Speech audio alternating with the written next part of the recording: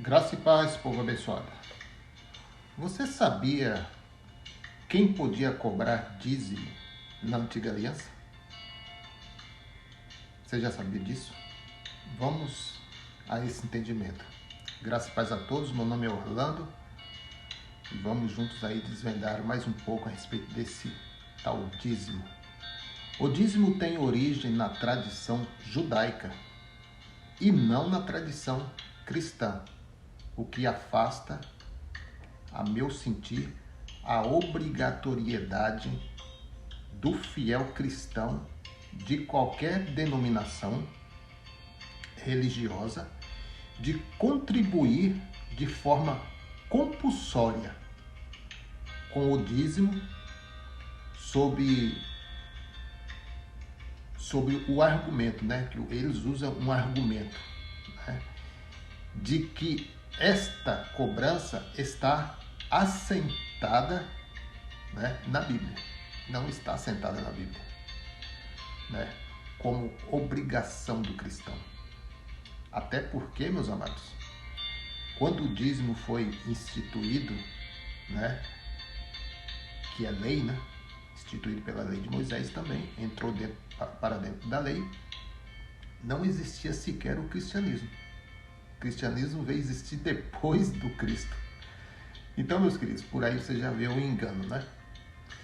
E que passou a existir, né? Que passou a existir após Jesus? Josué, nós podemos ler lá no Antigo Testamento, Josué efetuou essa distribuição de terras. E as tribos partiram para suas novas moradas. Houve uma divisão de terras aí, os irmãos conhecem a história, né? Mas ficou a questão seguinte: como prover a necessidade ou as necessidades materiais dos levitas? Porque eles não receberam herança de terra. Eles não tinham nenhum sustento. Os outros receberam herança.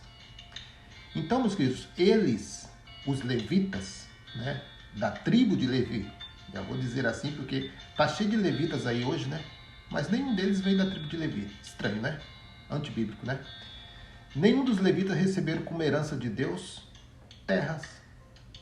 Mas o que eles receberam? Receberam a própria guarda divina e sua subsistência seria garantida pelas demais 11, né? Deus deu aí uma ordem para que as 11 tribos pudessem suprir as necessidades dos levitas, que obrigatoriamente destinavam a 10ª parte de tudo o que fosse produzido nas terras. Então, por aí você já vê que dízimo era alimento, né? Fosse grãos, animais também, né? Frutas, vinhos, etc. Para os levitas. E que eram levados ao templo, que não existe mais, né? Que era uma vez por ano, conforme o mês de produção. E assim, todas as necessidades dos levitas eram satisfeitas com produtos da terra, não dinheiro. Até porque dinheiro já existia na época da lei e antes da lei também. Se os irmãos lerem a Bíblia, vocês vão saber que já existia dinheiro. Já existia. Então, meus amados, em Deuteronômio, parece, fala sobre isso. Vale observar, meus queridos, que aqueles que não obtinham seus sustentos da terra, né, é só uma introdução aí, não eram obrigados a dizimar. Somente assim o fazendo voluntariamente. O que vale dizer que os comerciantes, os prestadores de serviços, né, como sapateiros, alfaiates, fabricantes de tendas, etc, né? Aí vai uma lista grande aí, mas não vamos entrar nesses detalhes. Então não tinha essa obrigação religiosa de levar a 10ª parte da produção da terra, porque eles não viviam do sustento da terra, mas sim de outras áreas comerciais, né? Então eles não tinham essa obrigação de levar, a obrigatoriedade, né, de levar até os sacerdotes levitas, né? E o que eles tinham obrigação, os levitas? Tinham obrigação de manter os órfãos, desvalidos, que era o público e alvo dessa distribuição. E que nós vemos que hoje a igreja CNPJ não faz nenhuma contribuição a esses pobres, né? Desamparados, viúvas, órfãos. Não, isso aí não tem.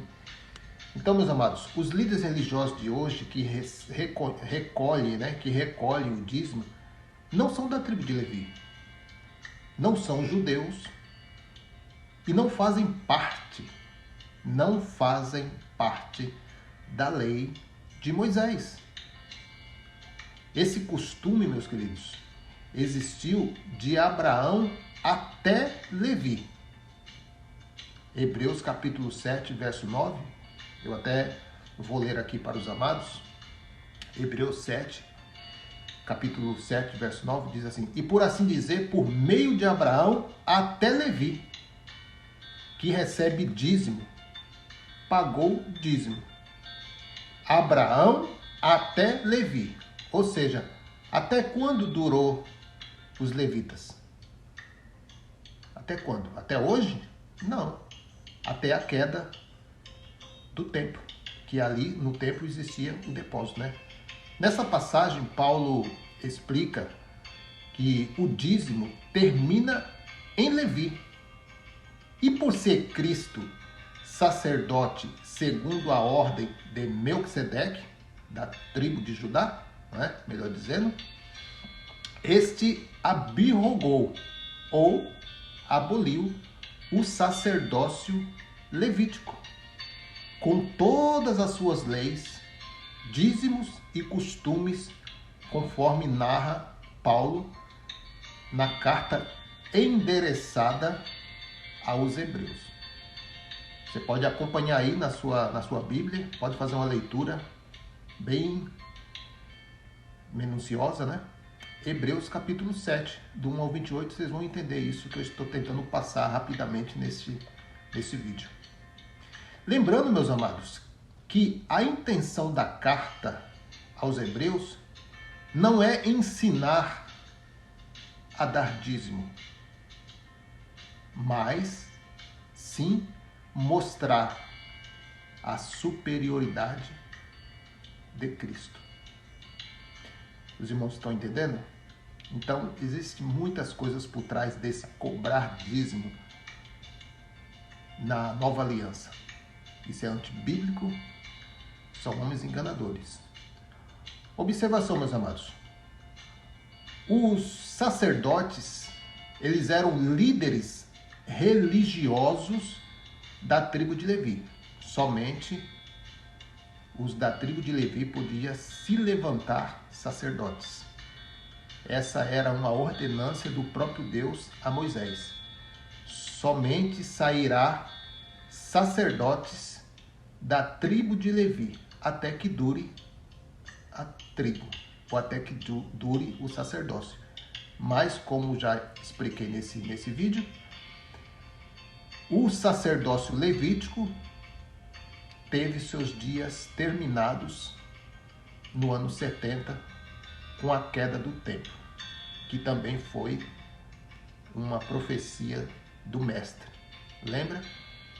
Quando os discípulos ficaram maravilhados com as pedras, com as construções, com aquele templo luxuoso, para Deus isso não quer dizer nada, porque um pouco antes, Jesus, falando aos seus discípulos, falou assim, necessário é que eu passe por Samaria. Eu preciso passar uma mensagem.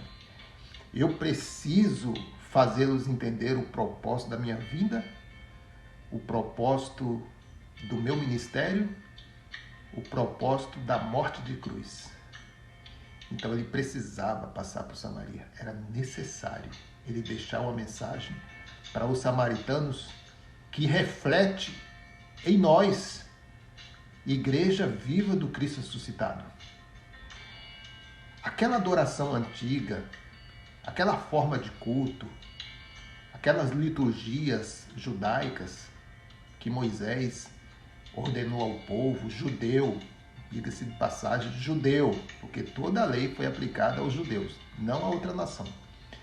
Então, meus amados, Jesus falou àquela mulher, olha, esse tipo de adoração de vocês, samaritanos, e também a dos judeus, estão com os dias contados. Porque Deus não busca adorações terrenas, não serviu e não servirá mais. Vocês podem ver que a adoração terrena teve muitos problemas. Então o Senhor resolveu, como os próprios judeus mesmo quebraram a aliança, né? Porque eles adulteraram, eles se prostituíram. A esposa, o primeiro casamento, a nova aliança, a antiga aliança, aliás, né? Desculpe. A antiga aliança, os próprios judeus quebraram ela. Romperam o casamento. Se prostituindo com outros deuses. Então, Deus falou assim, ó, eu farei uma nova aliança. Então, já foi predito isso. O Senhor faria uma nova aliança. Quantas alianças nós temos na Bíblia, nesse livro? 2 alianças. A primeira, que foi quebrada pelos próprios judeus, e a segunda, que foi implantada pelo próprio Cristo. Então, meus amados, terminou a adoração nos templos, terminou a adoração, a busca nos montes, terminou o serviço sacerdotal terreno, terminou as tribos de Levi, terminou as ordenanças da lei, terminou toda obrigatoriedade. Hoje estamos em graça. Hoje nós pertencemos ao outro, aquele que ressuscitou. Então, se o seu líder religioso quer obrigar você a cumprir rudimentos que já foram ultrapassados, ele não passa de um enganador. E você está sendo presa fácil na mão desses lobos, simplesmente porque não quer meditar nas Escrituras.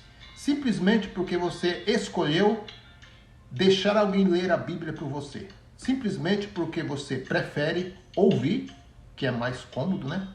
Do que meditar nas Escrituras.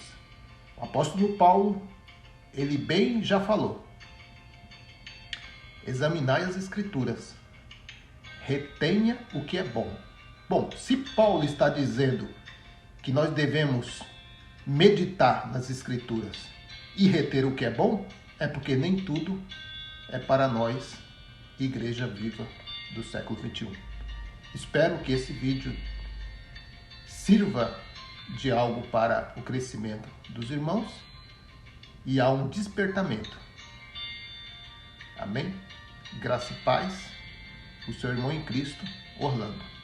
Até o próximo vídeo, se assim o Senhor nos permitir. Graça e paz.